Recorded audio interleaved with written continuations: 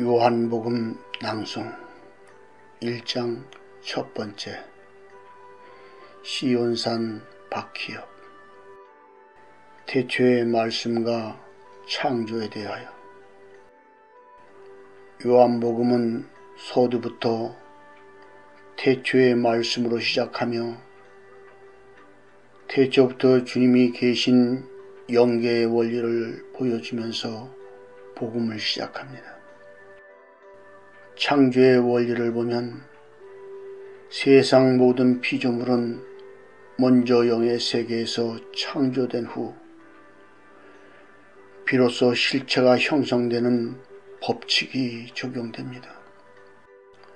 이 영적 법칙은 오늘날까지도 동일하게 적용됩니다. 예를 들어 자동차 하나를 만든다고 해도 먼저 마음의 생각, 곧 영의 세계에서 그 형상을 구상한 다음에야 실제로 제작하는 과정을 통해서 형체가 만들어지게 됩니다. 다시 말해서 실체를 만든 후에 영에서 생각하는 것이 아니라 영에서 먼저 창조가 일어난 다음에 피조물을 만들어낼 수 있고 존재시킬 수 있다는 영적 원리를 말하는 것입니다. 이처럼 창조의 근원은 바로 영이며 이 영은 곧 말씀입니다. 말씀은 곧 영이고 영은 곧 말씀입니다. 그러므로 이 말씀이 하나님과 함께 계셨으니라는 말씀은 곧 말씀과 영이 하나로서 결국 이 말씀은 곧 하나님이시니라는 선언이 되는 것입니다. 요한복음 1장 2절을 보면 그가 태초에 하나님과 함께 계셨다고 되어 있습니다. 여기서 그가 누구인지 분명히 아는 것이 영적 창조의 법칙을 이해하는 데 중요한 열쇠가 됩니다. 창세기 1장 1, 2절을 보면 태초에 하나님이 천지를 창조하실 때 땅은 혼돈하고 공허하며 흑암이 깊은 가운데 있었는데 이때 하나님의 영은 수면 위를 운행하셨습니다. 이러보건대 하나님의 영과 함께 있었던 존재를 보면 수면이라는 물과 흑암이 함께 존재하고 있었음을 알 수 있습니다. 요한복음은 이어서 만물이 그로 말미암아 지은 바 되었으니 라고 선포하십니다. 이는 예수 그리스도께서 태초부터 하나님과 함께 계셨으며 창조의 주체가 되심을 명확히 전하고 있는 것입니다. 따라서 우리는 물이라는 실체적 영적 원리를 반드시 이해해야 합니다. 에베소서 5장 26절에는 곧 물로 씻어 말씀으로 깨끗게 하사 거룩하게 하시고 라고 되어 있습니다. 수면과 물은 하나이기 때문에 여기에서의 물은 예수 그리스도를 상징하는 말씀으로 보아야 합니다. 이러한 맥락에서 제사장들이 성소에 들어가기 전에 물동의 물로 자신의 몸과 마음을 씻은 후 즉 진실한 회개로 심신을 정결하게 만든 후에야 성소에 들어가 분향을 할 수 있었습니다.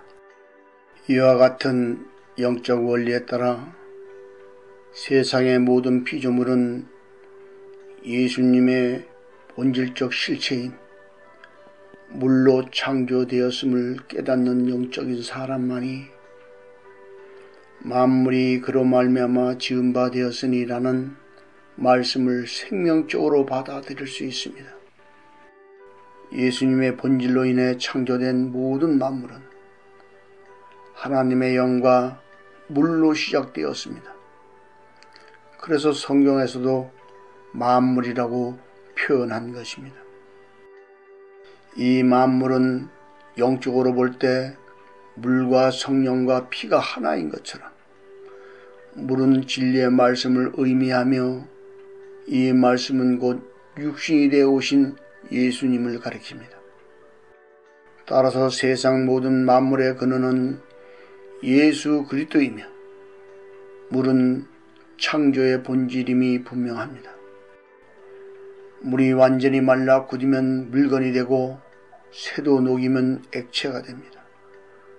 불조차도 물이 타서 변한 것입니다. 대표적으로 석유와 신나 같은 물질들이 그러하고 나무도 물로 구성된 피조물이고 공기 속의 산소, 질소, 이산화탄소, 아르곤 등도 모두 고분자의 물로 구성되어 있습니다. 사람이 습기가 없는 곳에 가면 목이 마르고 코가 갈라지는 것도 모든 피조물의 근원이 되는 물이 부족해서 나타난 현상임을 보여주고 있는 것입니다. 요한복음 1장 2, 4절에서 만물이 그로 말미암아 지은 바 되었으니 지은 것이 하나도 그가 없이 된 것이 없느니라. 그 안에 생명이 있었으니 이 생명은 사람들의 빛이라고 말씀하고 있는 것입니다. 이처럼 하나님의 말씀은 태초부터 성령으로서 수면 위에 운행하시며 창조의 운동력을 보여주신 것입니다. 그래서 요한 1서에서는 증거하는 이가 셋이니 성령과 물과 피라. 이 셋은 하나이니라 라는 말씀으로 창조와 피조물과 대속하는 구원의 영적 원리를 처음부터 선포하고 있는 것입니다. 그러므로 사람이나 짐승이나 모든 피조물의 창조의 근본은 예수 그리스도의 본질이기 때문에 에베소 4장 6절에서는 하나님도 한 분이시니 곧 만유의 아버지시라. 만유에 계시고 만유를 통일하시고 만유 가운데 계시도다 라고 하신 것입니다.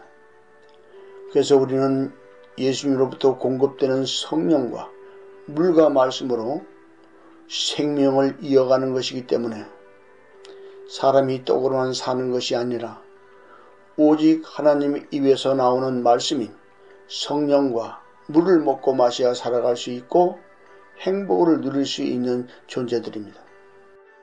이렇게 모든 피조물들의 생명은 예수 그리스도 안에 있는 것이고 이러한 영적 법칙 속에 이루어져 있는 생명의 법칙이 곧 사람들의 빛이지만 정작 사람들은 이를 깨닫지 못하고 있었던 것입니다.